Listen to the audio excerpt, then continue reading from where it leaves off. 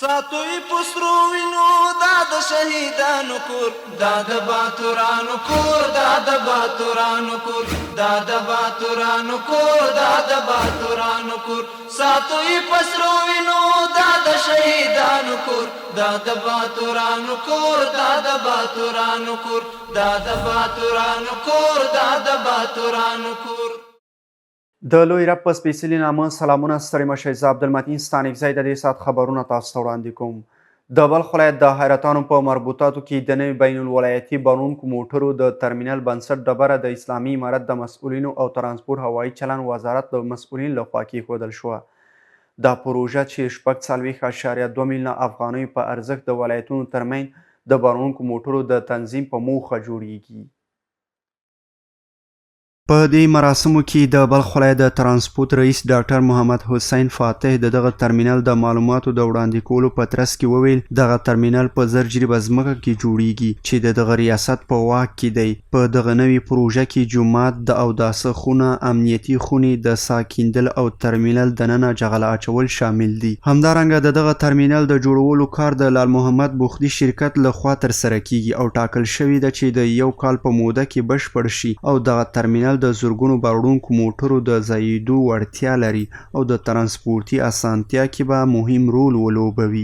د بلخ مرستیال والي مولوي نور هادي ابو ادریس په خپلو خبرو کې وویل د خوښۍ ځای ده چې نن د دغې سترې او اړینې پروژې د پرانیستلو شاهدان یو. دا ترمینل به په یو استراتیژیک موقعیت کې جوړ شي او نه یوازې دا په بلخ ولایت کې بلکې د هیواد په شمال او شمال ختیځ کې 9 ولایتونه او د حیرتانو بندر ته هم خدمات وړاندې کړي.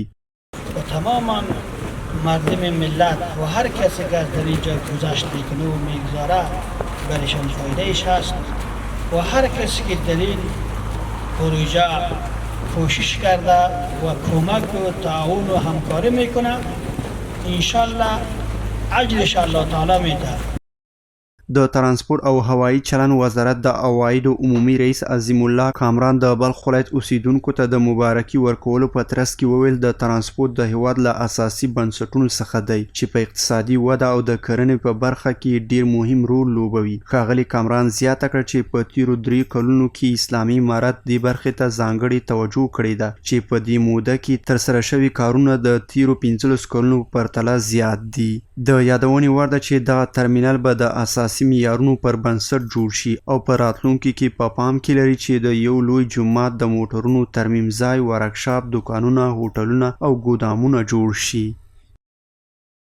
د خلکو لپاره د لازیاتو خدمتونو او اسانتیاو د برابرولو او په امارتي ادارو کې د ستونزو د هوارۍ په موخه د بلخ ولایت د علماو په شورا کې ناسته ترسره شوه.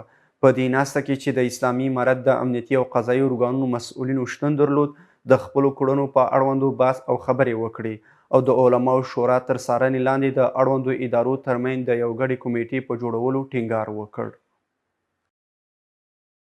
د بلخ ولایت د علماو شورا په یو شمېر دولتي ادارو کې د ټولنیزو ننګونو د حل او د ورځنیو ستونزو د مخنیوي په موخه د دغه ولایت د دولتي ادارو له استازو او مسؤلینو سره ناسته ترسره کړه. په دغه ناسته کې د بلخ ولایت مسؤلینو په امنیتي، عدلي او قضایي بنسټونو کې له خپلو طرحو څخه یادونه وکړه او زیاته کړه چې د اسلامي موخو لاسته راوړلو او د قومونو ترمنځ د یووالي رامنځته کېدو په موخه لا زیاتو هڅو ته اړتیا ده. د بلخ ولایت د علماو شورا رئیس ولس ته خدمت یو مهم اصل وباله او زیاته کړه چې اوس یې وخت را رسېدلی ترڅو د افغانستان د اسلامي امارت مسؤلین او خلک په ګډه د امیر المؤمنین فرمانونه او شرعي حکمونه په ټولنه کې پلي او عملي کړي. همداراز په دې ناسته کې د غونډې ګډونوالو یو شمېر ننګونې په ګوته کړې او د له منځه وړلو په موخه یې له جدي هڅو څخه ډاډ ورکړ. په پای کې دواړو لوریو د اړوندو ادارو ترمنځ د ګډې کمیټې په جوړېدو ټینګار وکړ ترڅو له سیمه ییزې ادارې سره په ښې همغږۍ د خلکو شته ستونزې هوارې کړي. د دهدادي ولسوالۍ د شیرآباد کلي کې 240 متره مربع ځمکه کې د یو روغتیایي مرکز ډبره کېښودل شوه. په دې اړوند جوړو شوو مراسمو کې د اسلامي امارت او یونیسر ادارې مسؤلینو ګډون کړی و. د دغه مرکز په جوړېدو باندې 280,000 امریکایي ډالر لګښت راځي او په 2 میاشتو کې به جوړېدو چارې بشپړې شي. د بلخ ولایت د دیدادي ولسوالۍ په شیرآباد کلي کې د یو روغتیایي مرکز د جوړېدو ډبره کېښودل شوه. د دغه ولایت د دیدادي ولسوال د یاد مرکز جوړېدل د خلکو د ټولنیزو او روغتیایي ستونزو د حل په برخه کې یو پر ځای اقدام بولي او په دې اړوند یې د بلخ ولایت د عامې روغتیا او کډوالو چارو له مسؤلینو څخه مننه وکړه. نوموړي همدغه راز د یاد مرکز د تجهیزاتو په برخه کې هم د پاملرنې غوښتنه وکړه.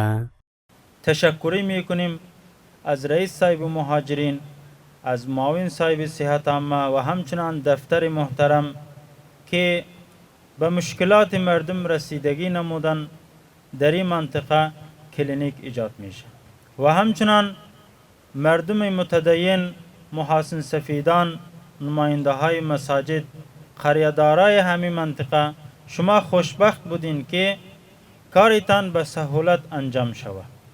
د بلخ ولایت د کډوالو او راستنیدونکو چارو رئیس د دغه روغتیایي مرکز د جوړولو په اړوند وویل چې د یاد مرکز د جوړېدو لګښت چې $215,000 دی د یونیسیار دفتر یا د ملګرو ملتونو د کډوالو ادارې لخوا ورکول شوی دی. با کمک و به همکاری مالی یونیسیار که پیش میره در ولایت بلخ یا کلان افتخار به ولایت بلخ و در ولسوالی دهدادی است که کمک مالیشان کلش از یونیسیار است که کت مهاجرین و وزارت مهاجرین اینا همیش کار کرده رئیست. شفاخانه که کلگیش بودجهش که است $285,000 کلگیش بودجه این شفاخانه است که کلگیشان مصرف میشه و کلگی چیزی که ضرورت شفاخانه است و ساختمانشان است و تشنابایشان است، جای عملیاتشان است، کلگیشان تکمیل انشالله بخیر میشه. د بلخ ولایت د عامې روغتیا مرستیال د دغو روغتیایي مرکزونو جوړول د هیوادوالو لپاره یو بیړنۍ او حیاتي اړتیا وبلله او ډاډ یې ورکړ چې د یاد مرکز له بشپړېدو سره به له عامې روغتیا وزارت سره په همکارۍ ټول روغتیایي امکانات او تجهیزات ورته برابر کړي. و از طرف ریاست صحت عامه به همه تان انشالله ما اطمینان عظیم ایتیم روزی که افتتاح تشکیل منظم داریم تشکیل شده اینجا انتقال میشه. اسباب و تجهیزاتی که فعلا داریم از طرف صحت عامه و کامی و کاستی که داریم به همکاری یونیسیار ترتیب و تنظیم میشه. کدام تجهیزات طبی هر چیزی که ضرورت است بنابر ضرورتشان اینام تکمیل خواهد شد.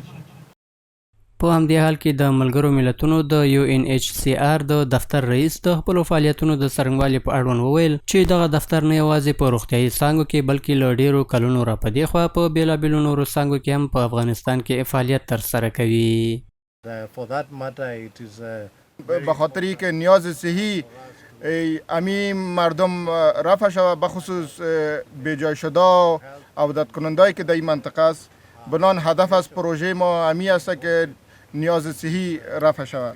قسمی که شما میدانید دفتر یونیسیار نه تنها در بخش صحی کار میکنه، در بخش‌های مختلف دیگه همچنان کار میکنه که میتوان از اون نام برد که بخش تعلیم تربیه است، بخش اشتغالزایی است، بخش محافظت است و همچنان در بخش‌های شبکه آب همچنان فعالیت‌های خود داره.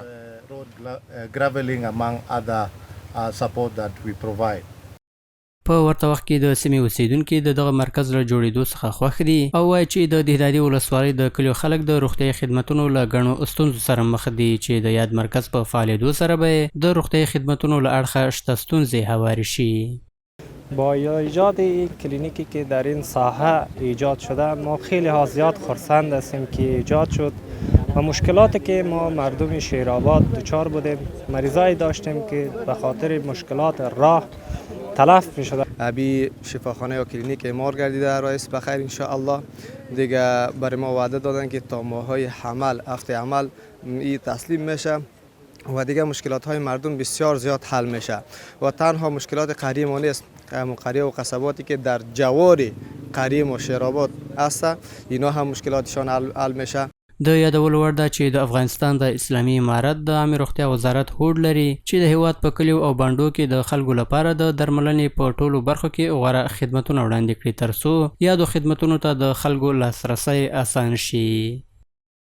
د مزار شریف ښاروالۍ مسؤلین د ښار د بېلابېلو سیمو د اوسیدونکو په شتون سره په 12 ناحیو کې د کثافاتو د پاکولو په موخه د عامه حشر پروسه پیل کړه. په ورته وخت کې یو شمېر هغو کسانو چې د خپلو سیمو د پاکولو په بهیر کې برخه اخیستې وه د ښار پاکول یې د خپلو مدني مسؤلیتونو څخه وباله او د ښاروالۍ د فعالیتونو ستاینه یې وکړه. د مزار شریف ښاروالۍ مسؤلینو، کلانترانو او د مزار شریف ښاریانو په همکارۍ د دغه ښار په 12 ناحیو کې د عامه سړکونو او کثافاتو د پاکولو په موخه عامه حشر پیل کړ او له ښاریانو یې هم غوښتنه وکړه چې له دوی سره همکاري وکړي. 15 کلانتر داریم در ساحه ناحیه اول و هر کلانتر 35 نفر 40 نفر که از پرسنل در ساحه آورده است به خاطر صفاکاری، به خاطر پاککاری ناحیه مربوطه. موږ د څلورمې ناحیې ټوله کلانتران تر 10 کسانو لوړ الا تر 40 کسانو هر کلانتر نفر راویستي دي او د 1100 په کارګرو په شاوخوا کې موږ کارګر لرو. نو د الحمدلله په اشر کې ټول همکاري کړې ده. تقریبا ما 30 کلانتر داریم، هر کلانتر 10 نفر آورده. از سرک عمومی دشور و دیگه سرک چوک خبرنگاران و طرف سرک بوختی، سرک عمومی راهنورد، این سرک عمومی امپراتور باران، این اونجا پاککاری جریان داره. انشالله مردم بسیار به طب خوش خدمت همکاری میکنن. په ورته وخت کې یو شمېر هغو کسانو چې په دې کمپاین کې برخه اخیستې وه د ښاروالۍ له دغه اقدام څخه مننه وکړه او د ښار او سړکونو پاکول یې د هر ښاري انساني او دینی دنده وبلله. از ناحیه هشتم فضل احسان خدا مردم هم سهم گرفته و خواهش ما از مردم همی است که شهر ما، خانه ما در پاککاری منطقه و محل خود باید است سعیم بوده باشند. کلگی فضل احسان خدا امروز در عشر امروزی سهم گرفته. خوشبختانه از طرف ناحیه هشتم ما تقریبا 300 نفر با جمعی زمین وکلا به خاطر حشر عمومی، چون به خاطر پاکسازی و صفاسازی شهر ما شماست، ما اشتراک کرده بودیم. امروز برآمدیم بخیر تا تمام کثافات از ساحه ناحیه 4 جمع‌آوری بکنیم و به جایی که تشخیص شده انتقال بدیم. د یادونې وړ ده چې د مزار شریف ښاروالۍ په دې وروستیو کلونو کې د دغه ښار په بیلابیلو برخو کې بېساري فعالیتونه کړي. د بلخ د ترافیک مدیریت مسؤلین د یو کال په موده کې د خپلو فعالیتونو په اړه د معلوماتو ورکولو پر مهال وویل چې په دې موده کې شاوخوا د رنګ بدلولو ترڅنګ 10,000 تن ته لیسانسونه ورکړي دي او همداراز څه باندې 21,000 موټر چلونې جوازونه هم ویشلي دي. د بلخ ولایت د ترافیک عمومي مدیر د ملي ټلویزیون له خبریال سره په خبرو کې د خپلو فعالیتونو په اړوند د معلوماتو ورکولو پر مهال وویل چې تر دې مهاله یې نږدې د 4,500 ټکسي موټرو رنګ بدل کړی او همداراز 13,000 تنو لیسنسونه ترلاسه کړي او ترڅنګ یې څه باندې 21,000 د موټر چلونې جوازونو کتابچې هم ویشلي دي. د ټکسیان پر برابر به ووایو چې موږ دا رنګ شروع کړی دی، تقریبا 4,000 ټکسیان یې رنګ سوي دي. نو انشاءالله اوس هم دا سلسله جریان لري. پر دې برابر باندې تقریبا زیات و کم پکښې 10,000 کسانو ته دلته په ترافیکي په مدیریت کې روزنه ورکول سوې ده او لیسنسونه ترلاسه کړي دي. د دې ځای تعلیم و تربیه کړې ده، پر خپله مخه کړي دي. نوموړي دغه راز د ترافیکي مقرراتو د اهمیت او د موټر چلوونکو د فعالیت قانون کېدو ته په اشارې وویل چې د ترافیکي پیښو د مخنیوي او د اړوندو قوانینو د رعایتولو په موخه د ښار په نږدې 10 سیمو کې ترافیکي نښې او څراغونه فعال کړي دي. د ترافیکي اشارې ډېرې کمې وې، یو 8 دانې وې، اوس موږ تقریبا 18 دانې ترافیکي اشارې نورې نصب کړي دي په ښار کې او نورې هم انشاءالله جریان لري.